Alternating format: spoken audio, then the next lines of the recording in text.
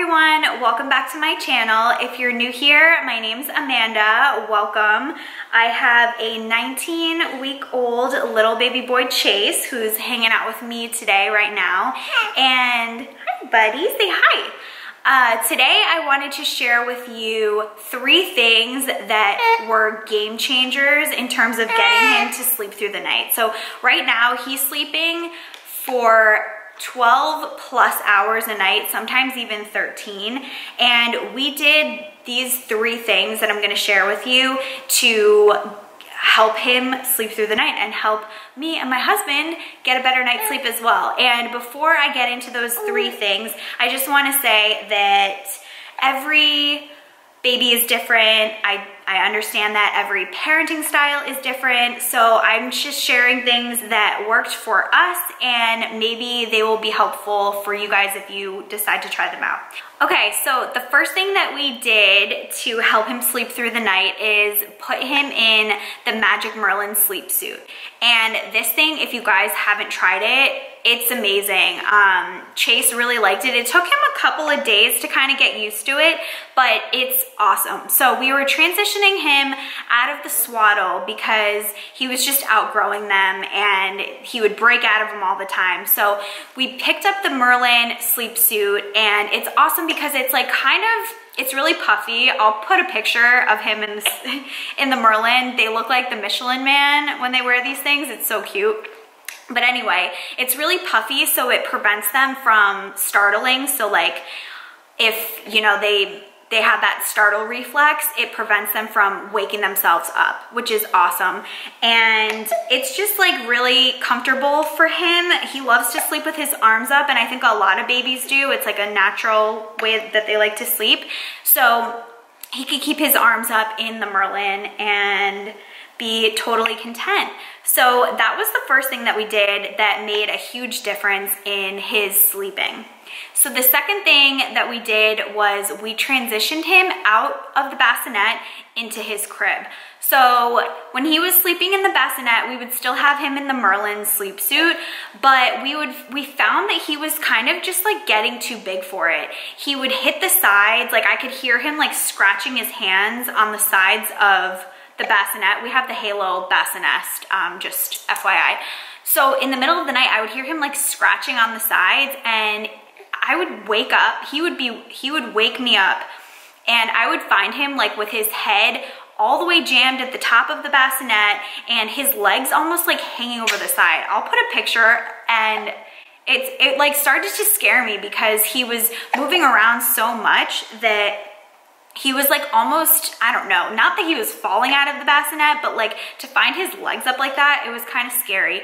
So we needed to get him out of there, and because he would just like move around and hit the sides, it would wake him up all the time. So he was waking up multiple times in the middle of the night, and just from like hitting the sides of the bassinet, or like he would hear me and my husband get up or move around or cough or whatever, and that would wake him up too. So you know, it was not a restful sleep for any of us with like the bigger that he got. So we transitioned him over to the crib, and he would sleep in the Magic Merlin sleep suit in the crib, and he was loving it. Like he had so much freedom because he's still so small. He was not touching the sides of the crib whatsoever. And also like that Halo bassinet is really hard. Like it's a hard surface. So I think that going onto the crib mattress, which was softer, he just like sleeps a lot better. It's more comfortable for him, and I don't blame him. Like that bassinet is like, it's like a board, you know? So that was really helpful. And oh buddy. And he just love the crib. I feel really guilty that we didn't put him in the crib sooner than 4 months, just because like, you know, maybe we should have done it at like 3 months. And I think he would have been ready, but anyway, it's fine. We learned, and he's doing great. So the third and final thing that I think made the biggest difference on him sleeping through the night is that we changed the nipples on his bottles to a larger one. Like we upped I forget what stage they are, but we moved from one stage to the next. And so the first day that we changed the bottles for him, he slept through the night, and he slept, I think it was 10 hours that first night. Oh, Bubba, what's wrong? So that was just huge, and this meant that he was able to drink more ounces per feed. So before we changed the bottles, he was waking up at like 3:30 every single night. About, like, sometimes it would be 1:30, sometimes it would be 4:30 or 5 or whatever. But for the most part, it was like in the middle of the night he would wake up and need to eat. But as soon as we changed the bottles, or the nipples on the bottles, he was sleeping through the night. So that meant that he dropped that middle of the night feed, and he was able to go from, like, we would put him down at 7 o'clock. I think we usually feed him around like 6:30ish and put him down around 7, between 7 and 7:30, and he's been sleeping till 7:30, sometimes 8, sometimes 8:15. So some nights he goes even 13 hours, which is just amazing. So those were the 3 like game-changing things. Obviously the last one, if you're breastfeeding, you're not gonna be able to employ that tactic, but if you're not, it might be something that you want to look into if you haven't already.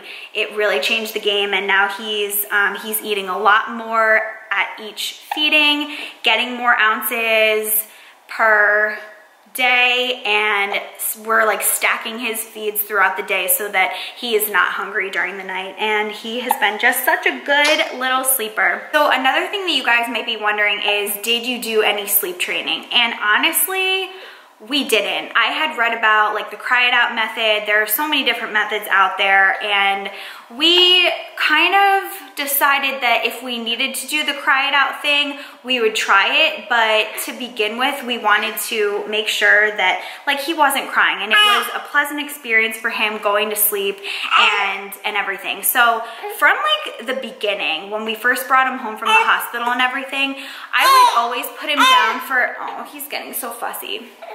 I would always put him down for a nap when he was drowsy but not asleep. So that was a huge thing that I think he learned as a baby. Like, we never rocked him to sleep, or like I never nursed him to sleep or gave him a bottle to put him to sleep or anything like that. Are you okay?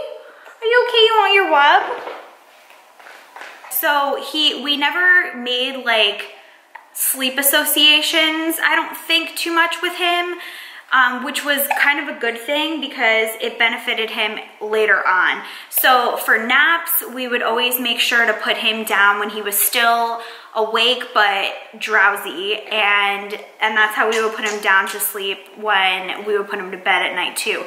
So I think the biggest thing there was, you know, sometimes he does cry. Like, you put him down for a nap and he'll cry, but we started going in after 3 minutes. So if we put him down and he was crying, we would go check on him after 3 minutes and he would be okay. We'd pacify him, and sometimes I would pick him up and rock him, and other times I would just kind of like talk to him and soothe him and like rub his belly or something like that. But and then, you know, if he kept on crying, I would increase the amount of time. So like the next time I would maybe go in at 8 minutes and do the same kind of thing. Like, sometimes I would pick him up, sometimes I would just like, if he was just kind of like starting to calm himself down, I would just like pat him and shush, you know, like shush and whatever. And then he would go back down. And by doing that, you know, I didn't feel like we were ever letting him scream his head off for more than like 10 minutes at a time. And typically he would be so tired. He's so tired right now. He'd be so tired that he would just put himself to sleep. And we do give him the wub when we put him down for naps and for bed, but usually like he just pushes it out of his mouth. And what he's been doing recently is like sucking his thumb. So if the wub comes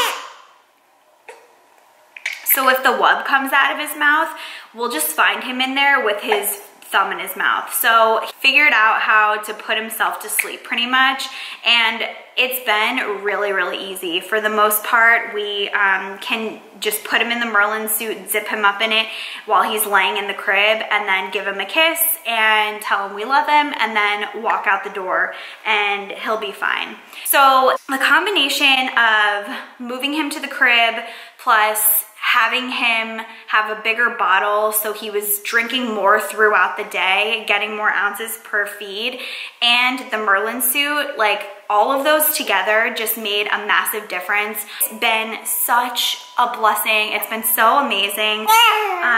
Yeah, it's been great for him too because he's not as tired and he's getting a more restful sleep.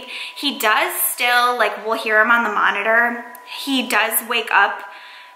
Usually, it's really weird, but he wakes up around like 3:30 still every night, but he'll just be in there talking to himself, and within like 10 minutes, we don't even go in.